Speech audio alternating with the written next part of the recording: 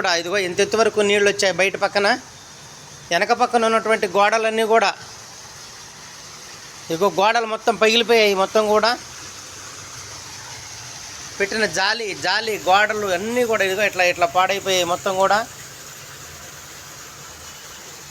ఏమీ పనికి రాకుండా అయిపోయింది. 2 రోజుల నుంచి పనులు చేస్తున్నా కానీ ఏమీ ఇక్కడ ఇది కావటం లేదు.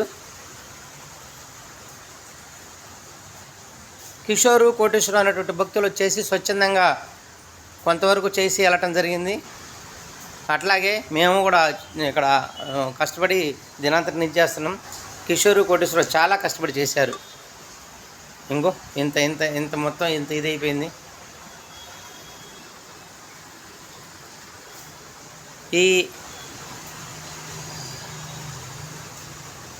ఏటికి 30 కిలోమీటర్ దూరంలో ఉన్నటువంటి ఇక్కడే దగ్గరగా భూమి నుంచి 14 అడుగుల ఎత్తు నీళ్లు వచ్చాయి. ఇంకా ఏటి పక్కన ఉన్నటువంటి వాళ్ళ పరిస్థితులు, వాళ్ళు ఎలా దారుణంగా ఉన్నారో, ఎట్లాంటి పరిస్థితుల్లో ఉన్నారో. ఓం నమో విశ్వకర్మనే. పరమేశ్వరుడు వారిని వారి కుటుంబాలని చల్లగా చూడాలి. ఇంకొక విషయం ఏంటంటే, నా మనస్ఫూర్తిగా నేను అనుకున్నది, ఈ వర్షం అర్ధరాత్రి కాడ రాలేదు. అర్ధరాత్రి కాడ ఈ వర్షం వచ్చి ఇట్లా జరుగుంటే ఎంత ప్రాణ నష్టం జరిగేదో. అర్ధరాత్రి కాడ రాలేదు, పట్టపగలు వచ్చి ఇది ఒక మంచి పని చేసింది.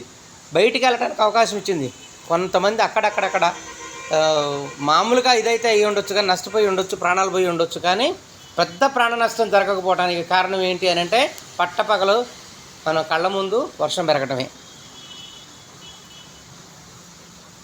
ఈ వానాకాలంలో అందరూ కూడా వారి వారి జ్ఞాపకాలని, లేకపోతే వారి తాలూకా ఉన్నటువంటి సర్టిఫికెట్లని, వారి తాలూకా ఉన్నటువంటి అన్నిటినీ కూడా జాగ్రత్త పెట్టుకుని కొంచెం దూరంగా ఉంచుకోవడం కోసం ప్రయత్నం చేయండి.